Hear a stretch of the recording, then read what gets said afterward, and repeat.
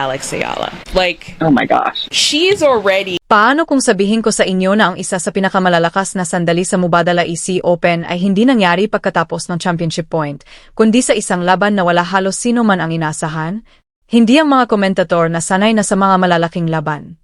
Hindi ang mga organizer ng torneo na nagpaplano ng bawat detalye na schedule. At lalong hindi ang libu-libong fans na pumasok sa stadium na akala nila isa na namang ordinaryong araw lang na tennis ang kanilang mapapanood.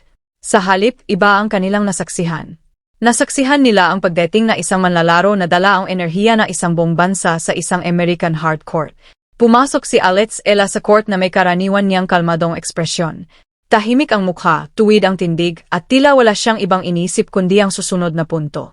Pero ang lahat sa paligid niya ay nagsasabi ng ibang kwento. Matagal bago pa man tumama ang unang serve, maaga nang napuno ang mga upuan ng mga manonood. Ang mga fans na suot ang kulay ng Pilipinas, pula, asul, dilaw at puti ay buong pagmamalaking nagwawagayway ng mga bandila. May mga batang naka-jersey na may pangalan ni Alex, may mga matatandang may dalang maliit na bandila, at may mga pamilyang magkakapareho ang suot na shirt na may nakasulat na Ayala for the Philippines. Habang ang mga mosisang American tennis lovers ay nagtataka kung bakit napakalaki ng kasabikang iyon. Sino ba siya? Tanong na isa.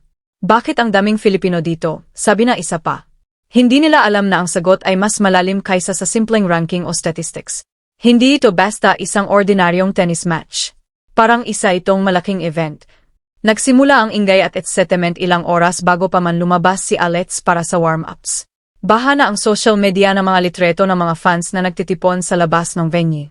May mga litreto na mahabang pila, na mga taong naghihintay sa ilalim ng araw, na mga batang may hawak na raketa na umaasang makakakuha ng autograph.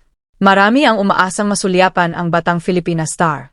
Ang ilan ay bumiyahe mula sa mga kalapit na estado tulad ng Virginia, Maryland at Pennsylvania. Ang iba naman ay nagmaneho buong gabi mula sa mas malalayong lugar. May ilan pang buong pagmamalaking umamin sa social media na lumipad pa mula sa California, Texas at maging mula sa iba't ibang bahagi ng bansa dahil ayaw nilang palampasin ang pagkakataong mapanood si Alex ng personal. Para sa kanila, ito ay hindi lang tennis. Ito ay representasyon. Ito ay pagkakataong makita ng personal ang isang kababayan na dahan-dahang sumusulat ng kasaysayan sa mundo ng women's tennis. Para sa mga matagal ng taga-subaybay ng women's tennis, kahanga-hanga ang eksenang iyon. Matagal nang kilala ang Washington sa pagtanggap na masisiglang crowd. Kilala ang lungsod sa pagiging mapagbigay sa mga atleta, sa pagiging mainit sa mga international players, at sa pagkakaroon ng loyal na fanbase. Pero may kakaiba talaga sa pagkakataong ito. Saan ka man tumingin, may mga bandila ng Pilipinas. May mga pamilyang dumating na magkakapareho ang suot na shirt. May mga batang tennis player na may dalang raketa, umaasang makakahingi ng autograph pagkatapos ng laban. May mga lolo at lola na nakaupo sa itaas na bahagi ng stadium, may dalang maliit na payong, at may ngiting hindi matatawaran. Ikinukwento ng mga magulang sa kanilang mga anak ang istorya ni Alex. Ipinapaliwanag nila kung paano naging inspirasyon sa milyon-milyong tao sa sariling bayan ang isang determinadong batang atleta. Siya yung unang Filipino na umabot sa ika-4 na round ng Wimbledon sa Open era, sabi na isang ama sa kanyang anak. Siya yung nanalo laban sa defending champion. Siya yung nagpapakita sa atin na possible. Habang unti-unting napupuno ang stadium, nagsimulang magbago ang mga usapan. Ang mga taong hindi pa kailanman napanood si Alex noon ay nagsimulang magtanong ng mga simpleng bagay. Sino siya? Bakit napakaraming tao rito?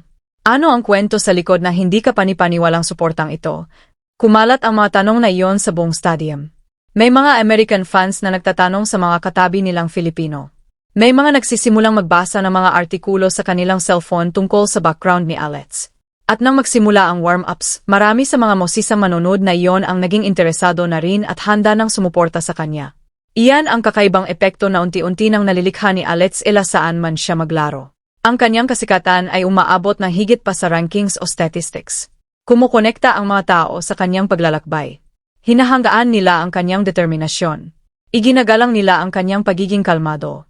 At marahil ang pinakamahalaga sa lahat, nakikita nila ang isang taong humahabol sa isang pambihirang pangarap ng may pagpapakumbaba. Nang tuluyang lumakad si Alex papasok sa court, nagulat halos ang lahat sa naging reaksyon ng crowd. Hindi simpleng magalang na palakpakan niyon. Sumabog ito. Umalingaungaw ang mga sigawan sa buong stadium habang daan-daang cellphone ang agad na itinaas sa air para kuhanan ang sandali. Paulit-ulit pang ibinaling ng mga television camera ang kanilang lente sa crowd dahil ang atmosphere mismo ay naging bahagi na ng kwento. Kahit ang mga neutral fans ay hindi napigilang mapangiti. Totoong excitement iyon. Hindi gawa-gawang hype. Tunay na kasabikan. May mga batang sumisigaw na Alets, Alets, nang paulit-ulit. May mga matatandang nanonood nang may luha sa mata. May mga pamilyang magkakahawak kamay habang pinagmamasdan ang kanilang kababayan na naglalakad papunta sa kanyang upuan. Binati ni Alets ang mga fans sa pamamagitan na isang simpleng kaway bago simulan ang kanyang warm-up routine. Nanatili siyang nakatuon, relaxed at disiplinado. Mapapansin na sinumang maingat na nanonood na hindi niya hinayaang madistract siya ng atmosphere. Pero imposibleng hindi mapansin ang enerhiyang bumabalot sa court. Bawat matagumpay na practice shot ay sinalubong na palakpakan. Bawat niya ni Alets ay nagdulot ng panibagong sigawan. At sa bawat camera angle, mas marami pang spectators ang makikitang patuloy na dumarating. May mga huling-huling fans na tumatakbo papasok sa stadium, may hawak na tiket at may ngiting hindi matatawaran. May mga security personnel na nakangiti habang tinutulungan ang mga tao na makahanap ng upuan. Ang buong lugar ay tila nabuhay. Napansin din iyon ng mga komentator. Binanggit nila ang kahangahangang turnout at pinag-usapan kung paano patuloy na lumalago ang kasikatan ni Alets sa buong season. This is something special, sabi na isa sa kanila. You can feel the energy event from up here. Ang nagsimula bilang curiosity ay naging tunay na pagkilala at ang suporta ay hindi na lamang mula sa mga Filipino fans. Nagsimula na ring ma-appreciate ng mga American tennis enthusiasts ang kanyang exciting na estilo ng paglalaro. Hinahanggaan ng mga batang atleta ang kanyang galaw sa court, ang bilis ng footwork, ang precision ng ground strokes, ang calmness sa ilalim ng pressure. Pinupuri ng mga coach ang kanyang work ethic.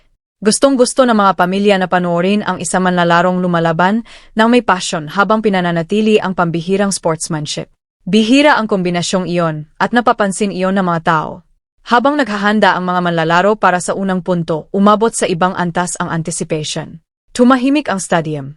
Naiintindihan ng lahat na tapos ng selebrasyon. Gayon na ang totoong pagsubok. Kaya ba ni Alets na tumbasan ang napakalaking expectations na nilikha na atmosphere? Agad sinagot ng unang rally ang tanong na iyon. Kumilos siya ng may kumpiyansa. Matalas ang kanyang footwork. May layunin ang bawat hampas ng raketa. Kahit sa mga unang palitan pa lamang, malinaw na nais niyang kontrolin ang tempo sa oras na magkaroon siya ng pagkakataon.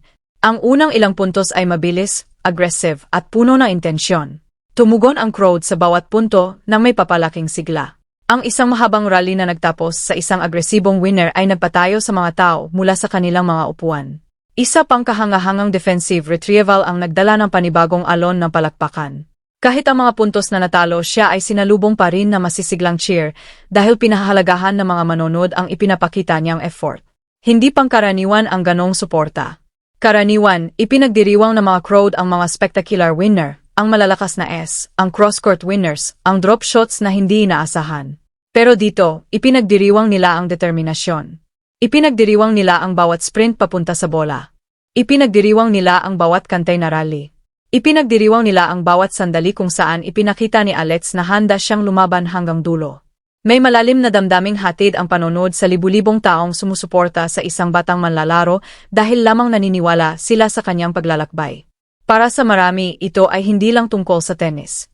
Ito ay tungkol sa isang kababayan na nagsusumikap, na nagtatrabaho ng tahimik at na dahan-dahang binubuksan ang daan para sa mga susunod na henerasyon ng Filipino athletes. Habang nagpapatuloy ang mga laro, naging imposibleng sukatin ang momentum sa loob ng stadium base lamang sa scoreboard. Bawat hold of serve ay parang napakahalaga. Bawat break point ay nagdadala ng matinding tensyon. Sa tuwing tatayo si Alets sa likod ng beselin, para bang sabay-sabay na sumasandal pasulong ang buong audience, naghihintay kung ano ang susunod na mangyayari.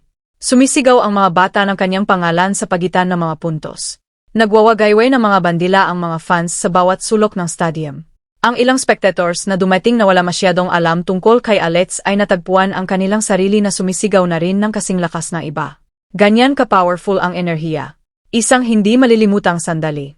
At habang nagpapatuloy ang laban, mas lalong naging malinaw kung bakit napakahalaga ng sandaling ito. Hindi lang ito tungkol sa isang match. Ito ay tungkol sa isang batang babae mula sa Pilipinas na dahan-dahang binabago ang persepsyon ng mundo tungkol sa kung ano ang possible para sa isang atleta mula sa isang bansang hindi tradisyonal na tennis powerhouse. Ito ay tungkol sa mga pamilyang nagsakripisyo upang mapanood siya. Ito ay tungkol sa mga batang nagsisimulang mangarap dahil nakikita nila siya. Ito ay tungkol sa isang buong komunidad na nagsasabi, kami ay narito. Kami ay sumusuporta. Kami ay ipinagmamalaki ka. Sa bawat punto, sa bawat rally, sa bawat sandali ng tensyon, ang stadium ay naging saksi sa isang bagay na mas malaki kaysa sa tennis. Naging saksi ito sa pagmamalaki, sa pagkakaisa, at sa isang uri ng pagmamahal na bihirang makita sa loob ng isang sports venue. At sa gitna ng lahat ng iyon, nanatiling kalmado si Alex Ela. Nanatiling nakatuon. Nanatiling disiplinado. Dahil alam niya na ang tunay na laban ay hindi laban sa kanyang kalaban. Ang tunay na laban ay laban sa sarili, ang laban na manatiling tapat sa proseso, manatiling humble, at manatiling handang magtrabaho ng mas mabuti sa susunod na araw.